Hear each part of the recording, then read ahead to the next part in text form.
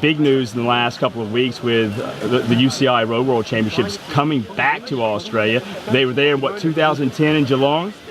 Yeah, 2010. It seems like such a long time ago, but I remember like it was only like 1 or 2 years ago, you know? Yeah. It's amazing how time flies. And obviously it's big for Wollongong of all places, but of course you're familiar with that region. Yeah, I mean, I'm from New South Wales. Yeah. More from the north, but still I'm from New South Wales. We always used to go down to Sydney, Wollongong area for the country state titles, national titles, state titles. So, you know, I've ridden down there a lot when I was a junior. It'll be interesting to see what the parcours is like. But I mean, it's a big chance for Australia. You know, guys like Caleb Ewan and Michael Matthews could be a really big thing for us. Well, Heinrich, you know, obviously you mentioned what the parkours could be like. You know, that area is quite hilly. It could be quite challenging. I mean, from what I remember, it's not going to be a course like, you know, for the big climbers, but it's going to be very demanding. I don't think it's going to be a flat course just because there's nothing flat in that area. So we could see it being a course like for Michael Matthews. You know, we've obviously, the Tour Down Under has been quite successful for years. Obviously, the Herald Sun Tour before that, Cadell's race, since then the Great Ocean Road. Now the second UCI Road World Championships. We've seen the World Cup in mountain bike and the World Championships there as well. What does it mean for Australian cycling, for all this? And what does it say about it? I mean, it's absolutely massive. I remember when I turned professional, you know, it was only, you know, like Stuart O'Grady, Cadell Evans, Robbie McEwen, but now, you know, Australia has their own World Tour team. There's like 20, 30 professionals these days in the pro peloton. And every year you go back to Tour Down Under, you just like think every year is like, where are all these people coming from? You know, on the crowd on the side of the roads, or the last stage in Wollonga Hill. It's almost bigger than the Tour de France. Now I know I talked to you just briefly there just a second ago before we went on camera about you sticking around. Obviously, it's four years away for that World Championships in Wollongong, but obviously it's got to give you a little bit of incentive to keep pushing into the pedals and grinding. Oh, for sure, 100%. I mean, especially with my injury last year, I know what cycling means to me. I'm definitely not old. I don't feel old. I'm definitely young in the head still. I still have a lot to give, especially to the younger guys. And I mean, as long as it's fun, then why not? So it's definitely a goal to set, like, okay, yeah, this would be a nice way to finish my career. You know, I'm already 34. Still a long way to go.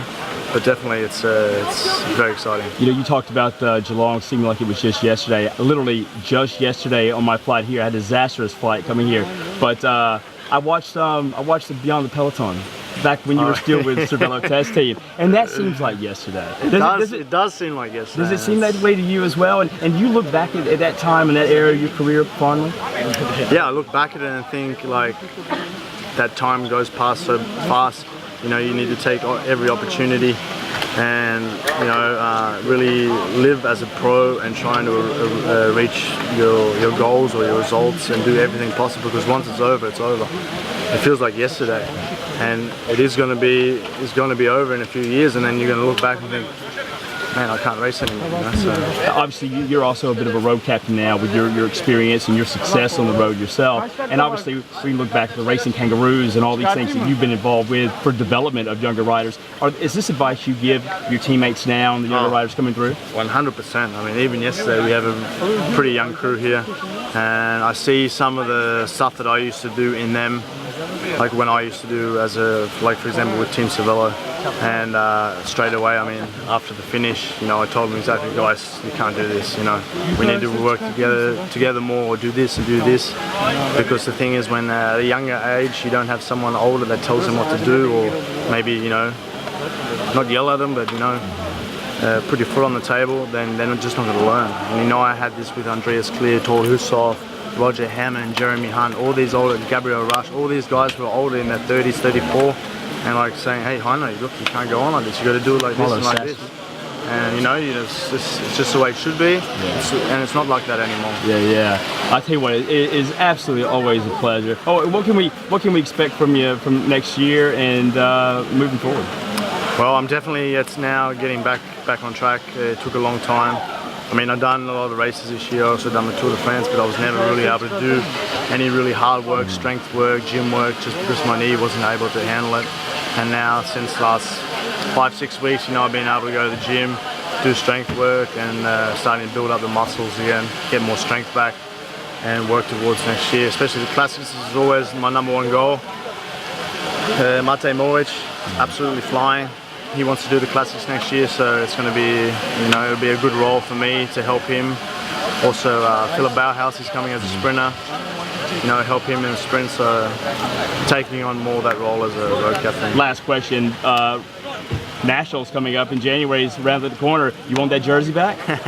Yeah, I mean, I've already been in contact with Rowan Dennis because he's in the team this year. We've already been talking a little bit, so we're going to go down to Nationals, go down to TUR18 and do the Aussie summer. So it's still something we're going to think about. So you're already looking forward to it? Oh man, I love Australia. It's Fantastic. like I said, you go back, even at the national titles, it's thousands and thousands of people there, and you just want to go back.